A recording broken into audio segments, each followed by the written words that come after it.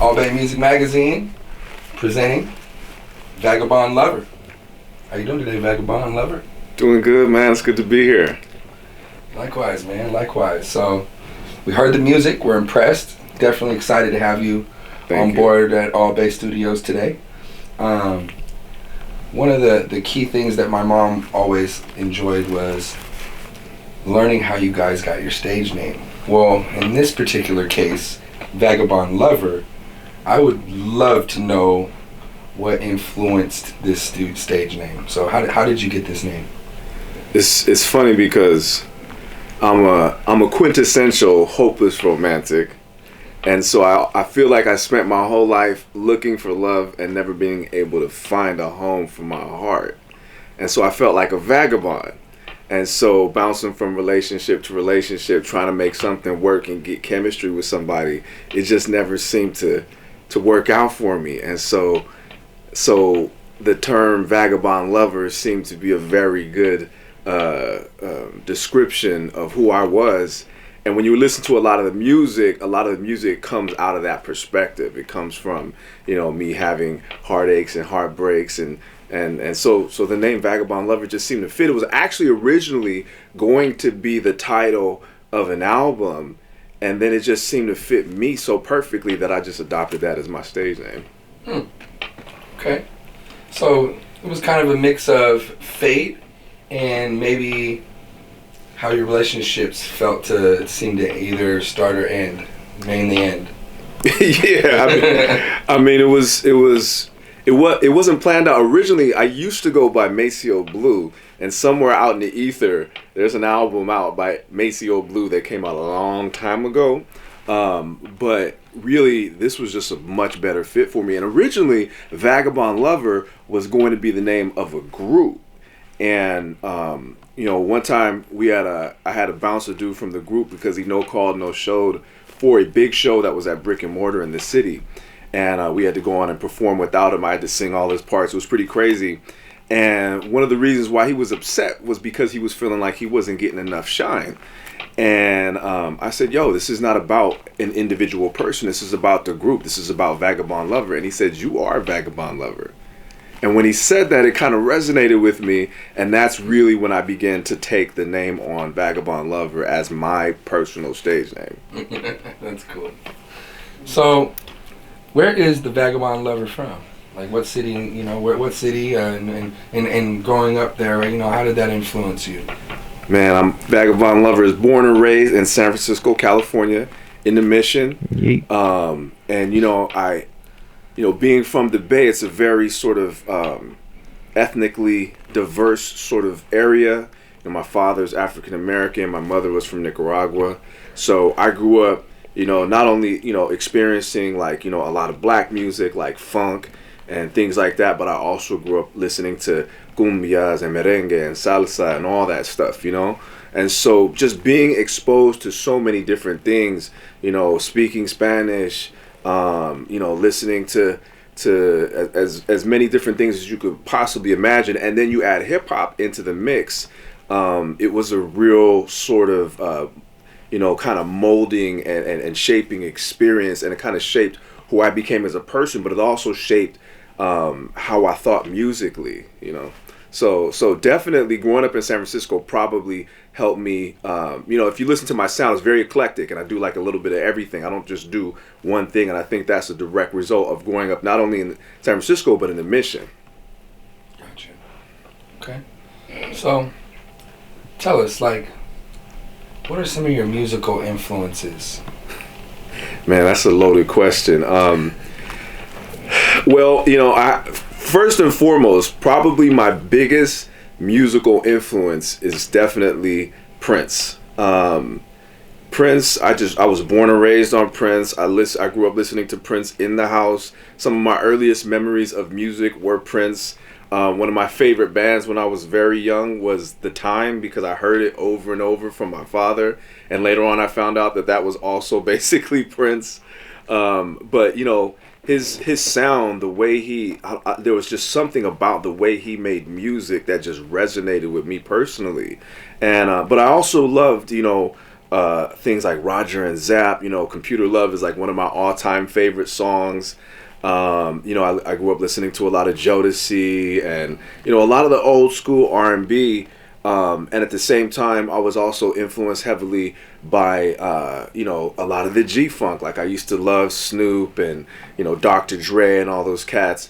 And so what happened was, when I listened to like the Minneapolis sound and those synths and the guitars and things like that, and then I listened to that heavy synth bass that you might hear in like a Roger and Zapp or Roger Troutman song, and then the heavy drums that you would hear in like G-Funk and hip hop, and I just kind of mixed that all together, and it kind of created what I call Purple Cali Funk, which is sort of my sound, my personal sound.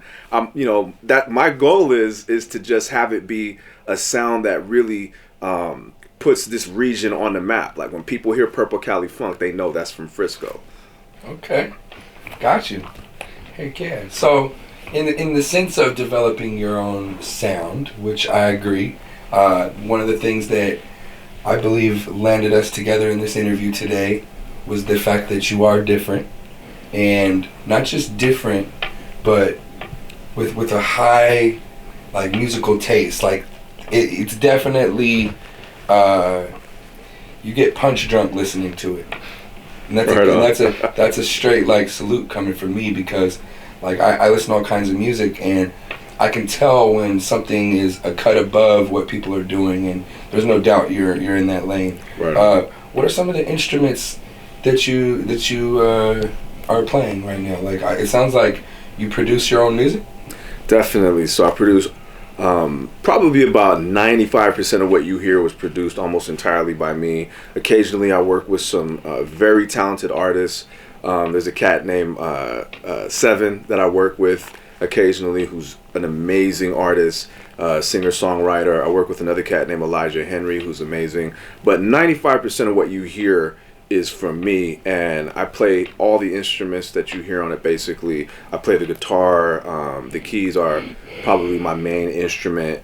I play a little bass. It's playing the bass is a little bit more challenging for me than some of the other instruments, but definitely keys and guitars are my main instrument. If you can play the keys as a producer, that pretty much unlocks everything for you, because if I need to play a bass line, I can pull up a live sounding bass and just play it out, play the riff out. If I need to play some horns, I can do the same thing. So pretty much everything that you hear on my music is pretty much played, composed, arranged, and produced by me.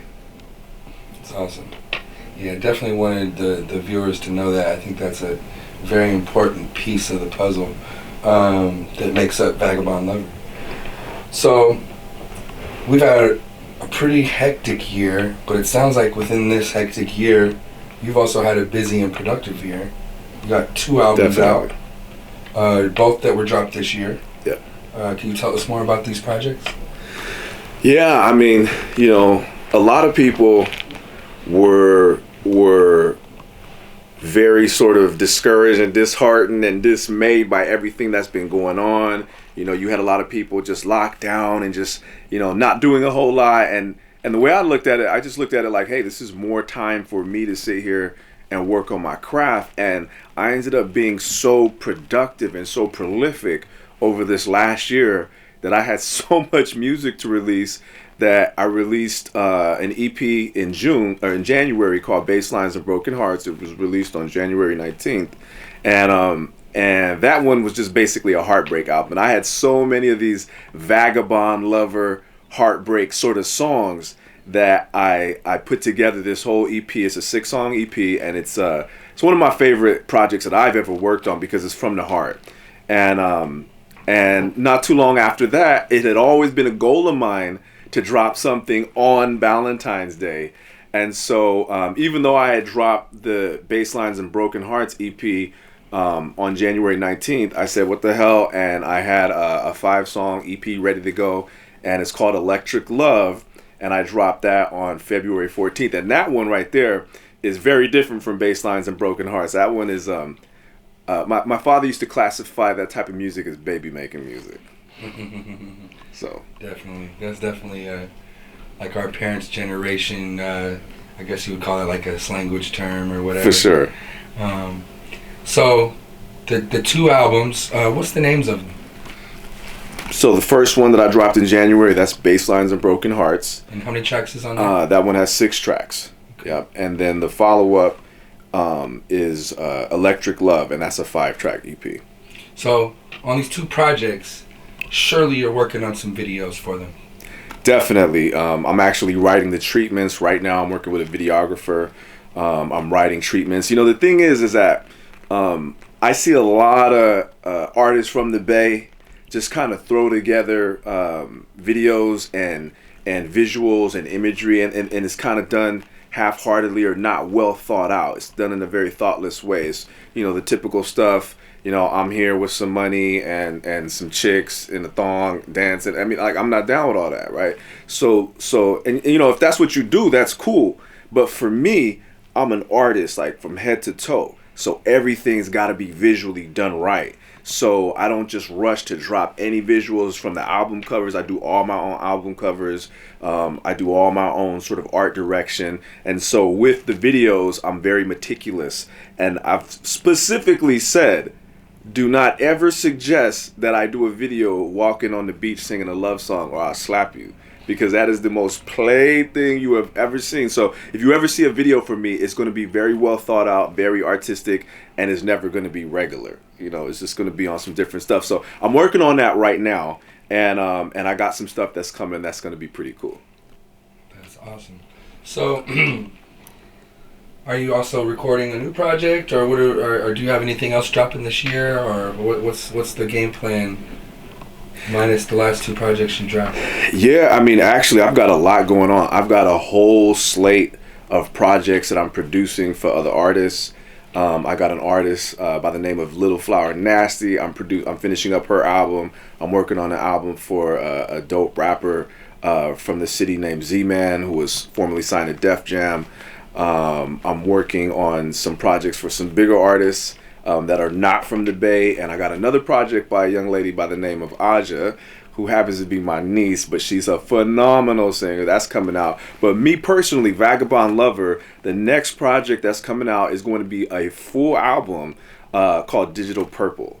And so that one's going to be very eclectic. The Basslines and Broken Hearts album, it was a heartbreak album. It was something that when you are in your feelings and you're going through it, you can put that on and cry to it or whatever. You can vibe out to it, and it speaks to people, The Electric Love, you with your lady, you with your man, you want to kind of vibe out and just spend some time together. That's perfect for that. But Digital Purple is kind of it's kind of what it sounds like. It's very eclectic. It's very different. It's sort of an amalgamation of a lot of these different vibes and sounds that I got, and I think it's gonna be pretty hot.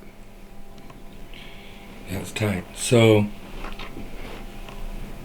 what are some of your career goals as a musician?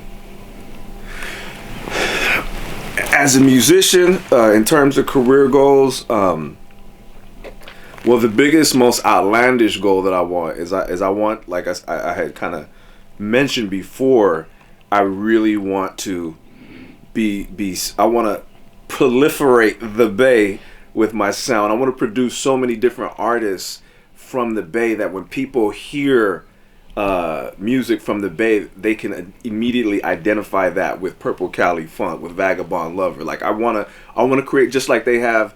They had a sound in New York, and they had a sound in LA, the G-Funk, and then they had a sound in the South, and then, Nelly and those cats, they had like that Midwest sound.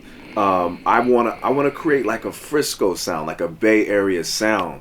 And so that's a big thing for me. That's really important because I love my city. I love where I'm from, and I kind of want to put it on the map. But even beyond that, I would love to work with some bigger artists. One of my biggest goals is I want to chart something, on a Hot 100, preferably the top 40. I'm not thinking just regionally. I'm thinking nationally and internationally. And I also want to ultimately I want to have some Grammys on the shelf and a couple platinum albums.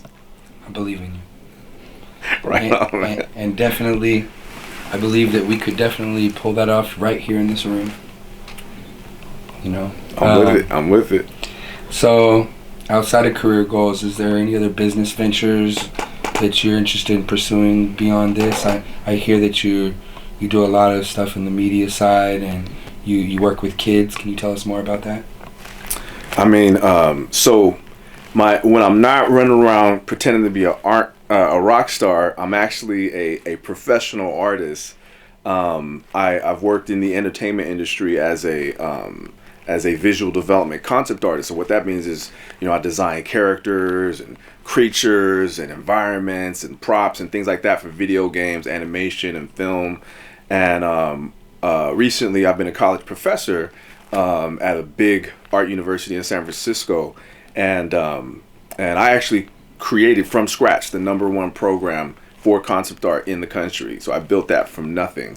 And so I've always got my hands in sort of education, because I think I have a gift for passing on the knowledge that I've gained.